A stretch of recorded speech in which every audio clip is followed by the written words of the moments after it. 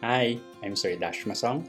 Welcome to my college entrance test review, General Science Part 4. Let's start. Gensai 31, Kepler's Laws of Planetary Motion. Which of the following best describes the shape of a planet's orbit around the Sun according to Kepler's first law? A. A perfect circle with the Sun at the center. B. An ellipse with the Sun at one focus. C. A spiral that gradually moves closer to the Sun, or D. An ellipse with the Sun at the exact center. Again, which of the following best describes the shape of a planet's orbit around the Sun, according to Kepler's first law? A. A perfect circle with the Sun at the center. B. An ellipse with the Sun at one focus. C. A spiral that gradually moves closer to the Sun, or D. An ellipse with the Sun at the exact center. Pause this video and try to answer it. Alright, the correct answer is letter B, an ellipse with the Sun at one focus. I-recall natin yung Kepler's law. Yung Kepler's first law, sinasabi doon that all planets move in elliptical orbits with the Sun at one of the two foci. Yung foci, yung plural ng focus ng ellipse. Again, may dalawa pong focus. Now, ano ba yung ellipse? Yung ellipse ay yung oval-shaped curve kagaya ng stretch circle that has two special points called foci in plural or focus na located off-center. Anong ibig sabihin nito? Yung distance between a planet and the Sun changes as the planet moves along its orbit. So, hindi po siya constant. Kapag closer siya, at some points tinatawag tong perihelion. Kapag farther naman, aphelion. Now, itong law na to, very revolutionary that time kasi it replaced the ancient belief that planetary orbits were perfect circles. Alright, sir, bakit mali yung ACD? Again, letter A, a perfect circle with the Sun at the center. As mentioned kanina, mali ito kasi a perfect circle with the Sun at the center was the old belief. Mali po yun. Si Kepler, itinama niya yun. He proved that orbits are elliptical, hindi circular. Letter C, a spiral that gradually moves closer to the Sun. Mali rin. Kasi spiral orbits do not exist in our solar system. Planets have stable, repeating elliptical paths. D, an ellipse with the Sun at the exact center. Mali rin. The Sun is at one focus, hindi po sa center. If it were at the center of the orbit, ang ibig sabihin lang nun, the orbit would be a circle, hindi ellipse.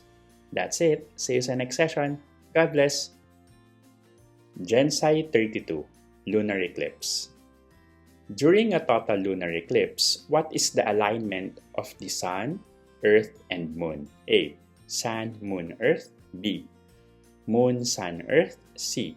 Sun, Earth, Moon. Or D. Sun, Moon, Earth in a right angle. Again, during a total lunar eclipse, what is the alignment of the Sun, Earth, and Moon? A. Sun, Moon, Earth. B. Moon, Sun, Earth. C. Sun, Earth, Moon. Or D. Sun, Moon, Earth in a right angle. Pause this video and try to answer it on your own.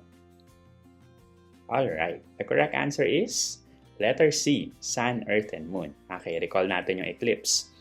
Yung lunar eclipse, nangyayari to when the Earth comes directly between the Sun and the Moon, casting its shadow dun sa Moon. So yung correct alignment ay Sun, Earth, Moon, approximately a straight line. Again, yung nasa gitna po yung Earth. When this happens, yung Moon nagpapass siya dun sa may Earth's shadow, yung tinatawag nating umbra. And it appears dark or reddish, yung tinatawag minsan na blood moon, because some sunlight is refracted through Earth's atmosphere. Okay, bakit mali yung A, B, and D? Itong letter A, Sun, Moon, Earth, ito actually ay for a solar eclipse, hindi ito for lunar eclipse. Again, yung Sun, Moon, Earth, ito po ay for solar eclipse. Nasa gitna yung Moon. Letter B, Moon, Sun, Earth. Ito naman ay impossible. Bakit? The Sun cannot be between Earth and Moon, Letter D, Sun, Moon, and Earth in a right angle. Mali rin. Kasi a right angle alignment would not produce a full eclipse. So it would result in a partial or no eclipse at all. That's it. See you sa next session. God bless. Gensai 33, Tides. When do spring tides, highest high tides, and lowest low tides occur? A. when the sun, earth, and moon are aligned during new moon and full moon. B. When the moon in its first and third quarter phases. C. When the moon is farthest from earth in its orbit. Or D. When the sun and moon are at right angles relative to earth. Again, when do spring tides, highest high tides, and lowest low tides occur? A. When the sun, earth, and moon are aligned during new moon and full moon. B. When the moon is in its first and third quarter phases. C. When the moon is farthest from earth in its orbit. Or D. When the sun and moon are at right angles relative to earth. Pause this video and try to answer it. Go! Alright, the correct answer is letter A. When the sun, earth, and moon are aligned during new moon and full moon. I-recall natin yung mga spring tides and nip tides. Yung spring tides, they occur during the new moon and full moon phases when the sun, earth, and moon are in a straight line alignment. Again, sa alignment na yon, ano ba nangyayari?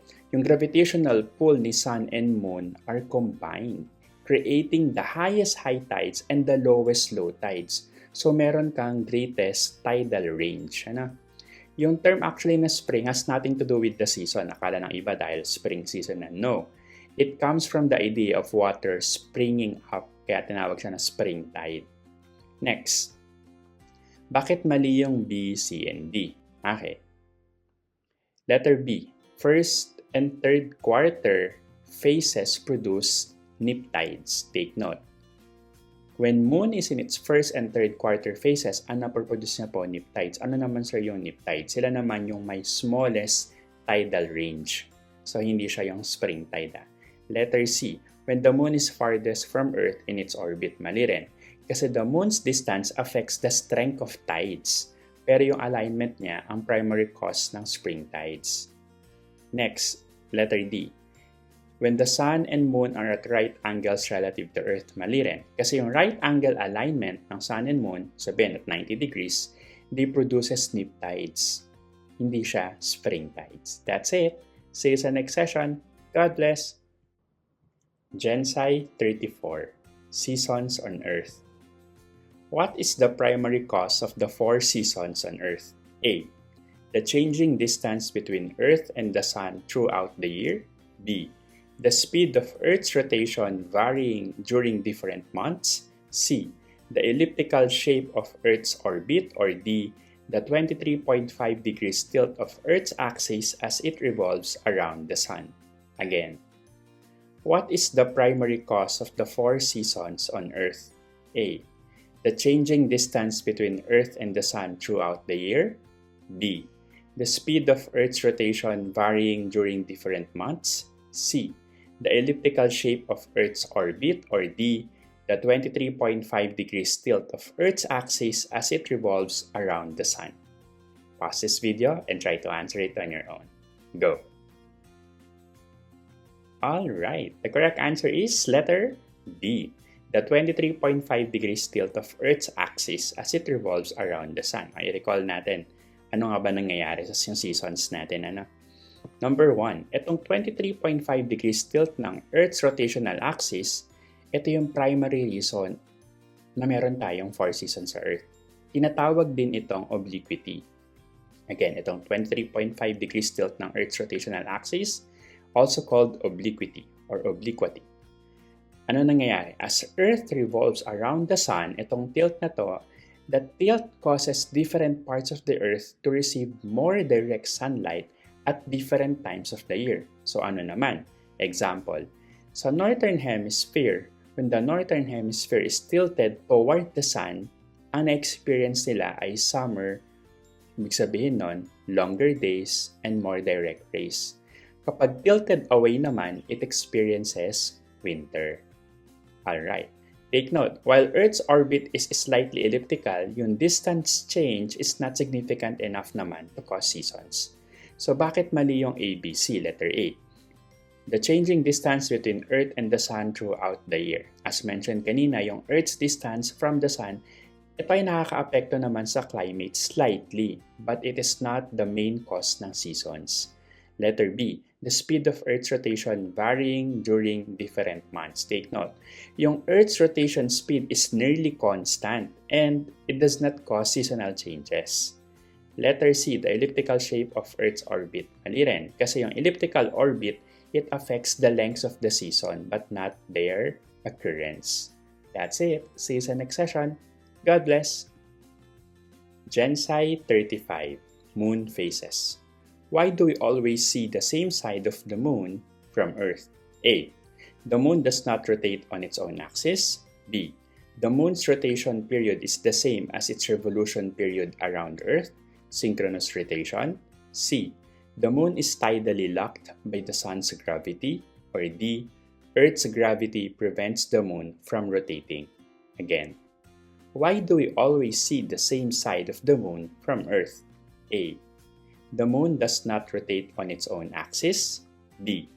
The moon's rotation period is the same as its revolution period around Earth, synchronous rotation. C. The moon is tidally locked by the sun's gravity. Or D. Earth's gravity prevents the moon from rotating. Pause this video and try to answer it on your own. Go. Alright, the correct answer is letter B. The moon's rotation period is the same as its revolution period around Earth. Yung tinatawag nating synchronous rotation. Okay, ano nga ba yun? I-recall natin yung moon phases. Yung synchronous rotation, tinatawag din siyang tidal locking. It means the moon takes exactly the same amount of time to rotate once on its axis as it does to complete one orbit around Earth. Take note of that. Again, yung synchronous rotation, also called tidal locking. That is equivalent to around 27.3 days. Okay, ayun yung orbital period niya. Tinatawag din yung sidereal month. Actually, may tinatawag din tayong synodic month. I hope naalala nyo pa. Ito naman yung cycle ng lunar phases from new moon to new moon. Yung synodic month, equivalent yon sa 29.5 days. Minsan, kino-compare yun sa exam.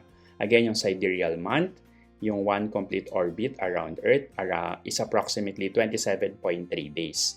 Yung synodic month naman, 29.5 days. Okay, take note.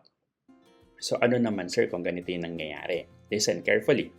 As a result, the same side of the moon, yung near side, ay yung lagi naka-face kay Earth. While the far side, yung minsan tinatawag din tong dark side, is never visible to Earth. Actually, hindi naman to coincidence. Ano ba talaga nangyayari sa kanila?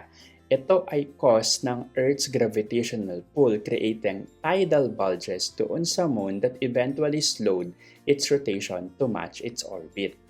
Ibig sabihin nito, the moon does rotate naman, but it is rotating at the same rate as it is orbiting. Again, the moon does rotate, but at the same time or same rate, it orbits. So we never see the backside. That's it. Sir, bakit mali yung ACD? Letter A. The moon does not rotate on its own axis. As mentioned kanina, the moon does rotate. Ayun nga lang, same rate as it orbits, so it appears not rotating. Letter C. The moon is tidally locked by the sun's gravity. Mali rin. Iba, ito yung sinasagot pero mali po ito kasi the moon is tidally locked pero by Earth's gravity, hindi ng sun. Letter D. Earth's gravity prevents the moon from rotating. Mali rin ito kasi yung Earth's gravity, it does not prevent rotation. It slowed the moon's rotation lang until it became synchronized. Kaya nga nagkaroon ng synchronous rotation. That's it. See you sa next session. God bless. Hashtag, sana makatulong. If you want a free digital copy of this reviewer, pinamimigay ko po ng libre. How? Just comment on this video, free reviewer, and I will send you the link. Also, for more reviewers, please feel free to visit my social media account, Sir Dash Academy, available sa YouTube, Facebook, and TikTok. Suggestion ko sa YouTube, punta ka dun sa playlist. Hanapin mo sa playlist, meron dun full reviewers ng lahat ng videos na ginawa ko. Then, meron din doon per subject area. So, ang tip ko sa'yo, for example, struggling ka pa sa certain subject, for example, math or physics or chemistry or verbal ability. Hanapin mo yung subject sa playlist, yung subject area na nahihirapan ka pa, i-review mo ng maigi. That's it. Sana makatulong. See you sa next session. God bless.